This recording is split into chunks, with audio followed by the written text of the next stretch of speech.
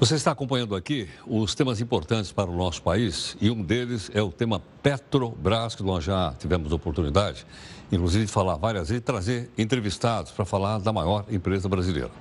Hoje o nosso convidado é o engenheiro Haroldo Lima, que já foi diretor-geral da Agência Nacional de Petróleo, Biocombustíveis e também de Gás Natural. Haroldo, muito obrigado pela gentileza. Bem-vindo aqui no Jornal. Muito obrigado. Bem-vindo, fica à vontade. Haroldo, qual é a avaliação que você faz da Petrobras depois de todo esse tsunami, né, pela qual ela passou no último ano? Olha, Heraldo, primeiro, muito obrigado pelo seu convite. A Petrobras é uma grande empresa nacional, continua uma grande empresa. O ponto mais forte dela está relacionado às suas reservas em petróleo, que ela tem no pré-sal brasileiro aproximadamente 40 bilhões de barris de petróleo de contrato feito com ela, pela ANP. Só para ter uma ideia o que é isso? Para você ter uma ideia, maior ou menor que a Venezuela? É menor do que a Venezuela. Mas a Venezuela é uma coisa portentosa. Entendi. Para você ter uma ideia de que é isso, é muito maior do que a Shell tem. É muito mais do que a Esso tem. Não tem nenhuma dessas grandes empresas que tem aí que tem essa quantidade de petróleo que a Petrobras tem, só ela. Ela tem um segundo ponto de importância. Ela tem um certo controle do mercado gigantesco de combustível no mundo, que é o mercado brasileiro. Ela é a principal detentora da distribuição e revenda de combustíveis no Brasil. E isso é um portento em termos de controle de mercado. Entretanto, ela sofreu muito nesse período recente. Primeiro que houve diversos erros, inequivocamente, mesmo no período de Lula, no período de Dilma, houve problemas de desacertos, etc. E descobriu-se essa história da corrupção na Petrobras. Descobriu-se, Heródoto, uma verdadeira quadrilha que operava dentro e fora da Petrobras, saqueando a nossa principal empresa. Penso eu que um grave erro foi cometido. É que ao invés de se localizar e prender e punir exemplarmente esses bandidos, divulgou-se ou permitiu-se que criasse no Brasil a ideia de que a empresa como conjunto estava, digamos, viciada na corrupção. Estava atingida pela corrupção. Isso não é verdade. A empresa tem dezenas de milhares de pessoas, tem centenas dos melhores técnicos do Brasil. É uma empresa portentosa, mas com isso ela foi perdendo valor de mercado, foi se descaracterizando. Dentro da própria empresa, a governança da Petrobras chegou a um nível tal que ninguém queria tomar decisões, que todo mundo com receio de tomar alguma decisão e de repente isso ser vinculado com problema de corrupção e etc. Tudo isso fez com que a Petrobras passasse a ter... Ela perdeu o valor de mercado. Perdeu o valor de mercado, tem uma dívida gigantesca, uma dívida muito grande, etc. E nesse período recente, ela passa a ter, então, a se labutar com alguns outros problemas que não são propriamente ou especificamente da Petrobras, mas são problemas da sociedade brasileira. Deixa eu te citar uma coisa. A queda no preço do barril de petróleo também ajudou a impactar a empresa? Muito. Que fez lá de 120 para 50? Não foi 50, foi a 37. A 37, foi é verdade. 37. Heródoto, esse foi o principal problema. O principal problema de valor de mercado, né, de valor dos ativos da Petrobras foram todos reavaliados, posto que o produto principal caiu de preço. Isso foi básico, fundamental.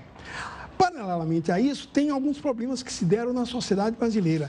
Eu acho que um problema que nos deve tocar é o processo de desindustrialização em curso no Brasil. Como assim? Heródoto, em 2014, nós tivemos aproximadamente 15%.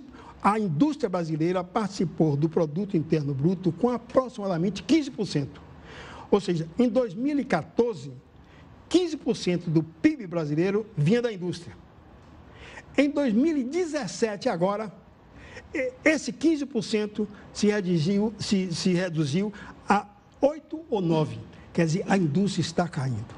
Diante dessa queda vertiginosa da indústria brasileira e que vem de alguns anos, o Estado brasileiro, através do Ministério de Minas e Energia, da ANP, introduziu o capítulo chamado de conteúdo local, para tentar segurar o processo de desindustrialização através do setor de petróleo e gás. Quer dizer, como o setor de petróleo e gás, pelas suas operadoras, comprava muita máquina, muito equipamento. Dentro do Brasil?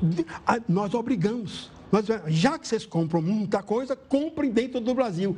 É o capítulo chamado da cláusula... Agora, e quando eles falavam que o preço aqui dentro era muito mais caro do que o importado? Pois é. Era verdade ou não? É uma verdade relativa, porque se é um pouco mais caro, é um preço que nós temos que pagar. Porque são 3 capítulos. O preço, a tecnologia se é boa e o prazo de entrega se é razoável. Se essas coisas estão mais ou menos equilibradas com as de fora, nós da ANP estabelecemos a cláusula de conteúdo local. Nessas condições mais ou menos equivalentes, é obrigado a comprar o do Brasil.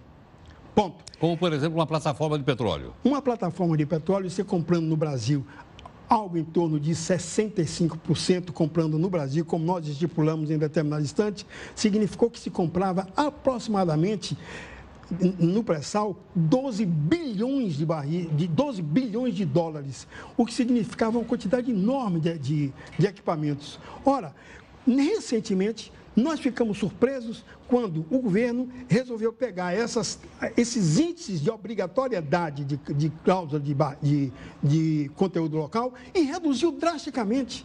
Pegou, por exemplo, o índice de uma plataforma. Essa plataforma que você fala, um navio plataforma, que chama FPSO. Esses navios gigantescos. Bom, isso a ANP estipulava entre 55% e 65% tem que ser comprado no Brasil. Eles reduziram isso para 25%. Nós achamos que foi demais. E aí argumentaram que, olha, mas é porque está muito caro. Mas que de argumento? Que da prova do argumento? Quando chega agora para comprar uma FPSO, um navio desse tipo, para a Libra, que é um dos maiores de todos, a Petrobras aparece junto à ANP em agosto do ano passado com um requerimento.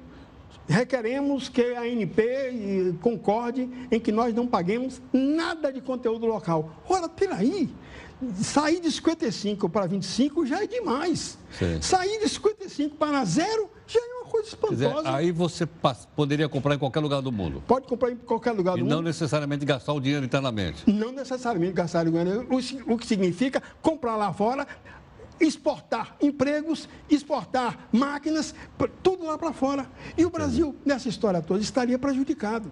E a gestão do Pedro Parente? Que avaliação, se você tivesse que dar uma nota na gestão do Pedro Parente, que nota você daria? Eu daria nota 5. Nota 5? 5. É. Passa de ano ou não passa de ano? Ele ainda vai disputar, porque isso por enquanto, porque depende dessa posição. Por exemplo, a posição dele, a posição que a Petrobras está defendendo agora, de aniquilar a cláusula de contrato porque nós estamos vendo conteúdo no local, país, isso é horrível. Nós estamos vendo no país que há vamos dizer assim, uma macroeconomia em direção a um capitalismo liberal, né? E a menos participação possível do Estado na economia. Isso está claro para todo mundo. A gente já explicou isso aqui. É um neoliberalismo exacerbado. Na verdade ou não? É. Então, quer dizer, se continuar nessa direção... Se continuar nessa direção, piora a situação. É esse negócio que eu estou falando. Se continuar nessa direção, podem liquidar com contrato de partilha. Se liquidarem com contrato de partilha, com o apoio de quem quer que seja, Pedro Parente ou não, na minha opinião, isso é uma lástima. Aí a nota baixa de 5 para 0. Tá certo. É minha opinião. Haroldo, obrigado pela aula. Muito obrigado a você também. Muito grato, muito obrigado. Felicidade a você também. Muito obrigado. Muito obrigado. Obrigado.